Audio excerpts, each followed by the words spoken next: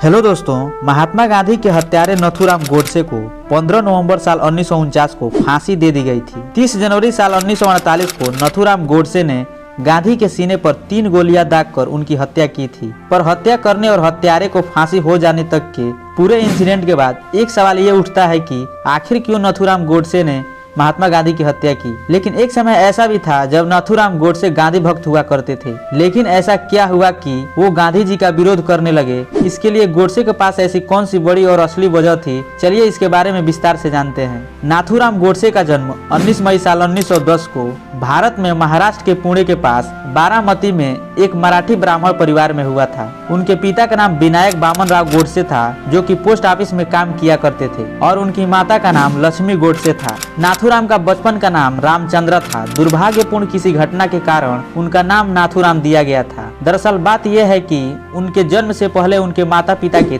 3 बेटे और 1 बेटी थी, जिनमें से 3 बेटों की मृत्यु जन्म के समय हो गई थी। केवल बेटी ही बच गई थी। पुरुष को लक्षित करने वाले अभिशाप के डर से युवा रामचंद्र को अपने जीवन काल में कुछ वर्षों के लिए उनको लड़की के रूप में पाला गया। यहाँ तक कि उनकी नाक में अंगूठी पहनने के लिए उनके कान भी छेद दिए गए थे। इसी कारण उनका उपनाम नाथुराम दिया गया था। 6 साल बाद उनके छोटे भाई के पैदा होने पर उनको लड़के के रूप में देखा गया। गोडसे ने 5वें स्तर के माध्यम से बारामती में स्थानीय स्कूल में भाग लिया, जिसके बाद उन्हें पुणे में एक चाची के साथ रहने के लिए भेज दिया गया ताकि वह अंग्रेजी भाषा के एक स्कूल में पढ़ सके। लेकिन हाई स्कूल में उन्होंने स्कूल ड्रॉप कर दिया। इसके बाद वह हिंदू महासभा और राष्ट्रीय स्वयंसेवक संघ यानी आरएसएस के सदस्य बन गए। सदस्य बनने के बाद इसके लिए उन्होंने एक समाचार पत्र का प्रकाशन किया था, जो कि मराठी भाषा में था। इस समाचार पत्र का नाम अग्रणी था। इसे ही कुछ साल बाद हिंदू राष्ट्र नाम दे दिया गया था। वे कट्टर हिंदू थे। यही कारण था कि वे हिंदू के प्रति कोई बात गलत भी नहीं सुनना चाहते थे।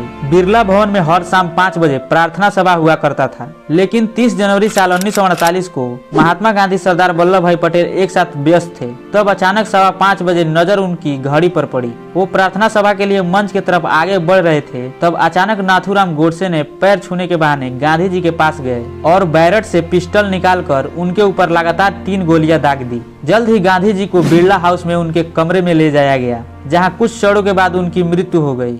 गोली मारने के बाद गोडसे वहां से भागे नहीं, उन्होंने अपने आप को पुलिस के हवाले कर दिया।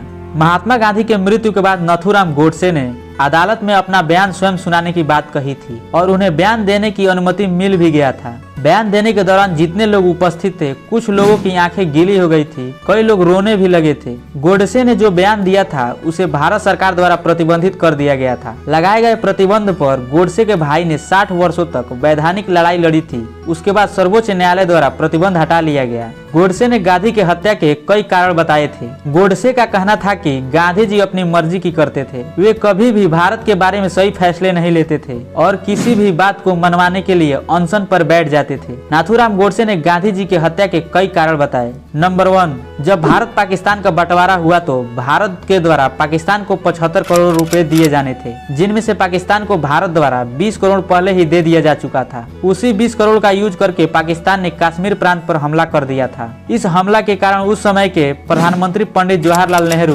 और गृह मंत्री सरदार वल्लभ भाई पटेल के नेतृत्व में भारत सरकार ने पाकिस्तान को 55 करोड़ नहीं दिए जाने का फैसला किया। लेकिन भारत सरकार के इस निर्णय के विरुद्ध गांधी जी अनशन पर बैठ गए। गांधी जी के इसी तानाशाही के वजह से पाकिस्तान को बाकी की राशि भी देनी पड़ी। नंबर 2, गांधी जी ने अनेक अवसरों पर शिवाजी, महाराणा प्रताप व गुरु गोविंद सिंह जी को पथभ्रष्ट देशभक्त कहा। नंबर 3, अमृतसर के जलियांवाला बाग हत्याकांड जो 1919 में हुआ था, में लोग चाहते थे कि इस सभी के कर्ता जनरल डायर पर केस चलाया जाए और गांधी जी ने इस बात को मानने से मना कर दिया। नंबर 4, जब भगत सिंह को फांसी की सजा दी जा रही थी, तब दुनिया गांधी जी की तरफ देख रही थी कि शायद गांधी जी कुछ हस्तक्षेप कर इन देशभक्त को बचा सकते हैं। हालांकि वे बचा भी सकते थे, मगर गांधी जी के अनुसार भगत सिंह की हिंसा को अनुचित ठहराया और लोगों की बातों को मना कर दिया। नंबर 5, ऐसे ही लाहौर में कांग्रेस चुनाव में वल्लभ भाई पटेल को सबसे ज्यादा बहुमत मिली थी, मगर गांधी जी के जीत के कारण पंडित जवाहरलाल नेहरू को प्रथम प्रधानमंत्री बनाया गया। नंबर 6, 14 से 15 जून साल 1947 को दिल्ली में भारतीय अखिल कांग्रेस समिति में भारत का विभाजन का फैसला माना होने वाला था, लेकिन गांधी जी ने वहां पहुंचकर उस फैसले का समर्थन किया, जबकि गांधी जी ने कहा था कि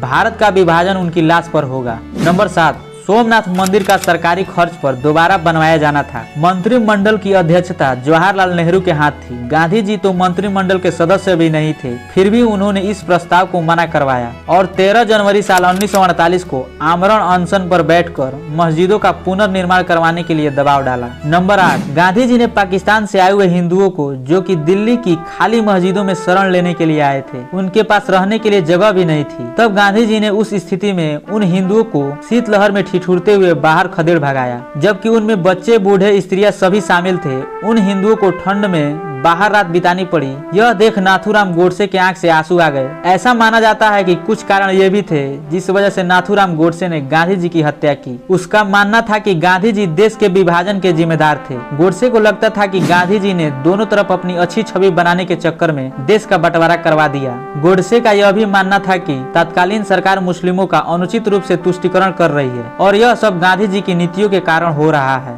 फाइनली 1 साल तक मुकदमा चलने के बाद 8 नवंबर साल 1949 को नाथूराम गोडसे को फांसी की सजा सुनाई गई और 15 नवंबर साल 1949 को अंबाला जेल में फांसी दे दी गई। वेल, जो भी हो, लेकिन क्या नाथूराम गोडसे ने गांधी को मारकर सही किया या गलत, इसके बारे में आप क्या सोचते हैं? कमेंट बॉक्स में अपनी राय जरूर दें। वीडियो इंफॉर्मेटिव लगा हो तो वीडियो को लाइक करके चैनल को सब्सक्राइब जरूर कर लें। जय हिंद, जय भारत।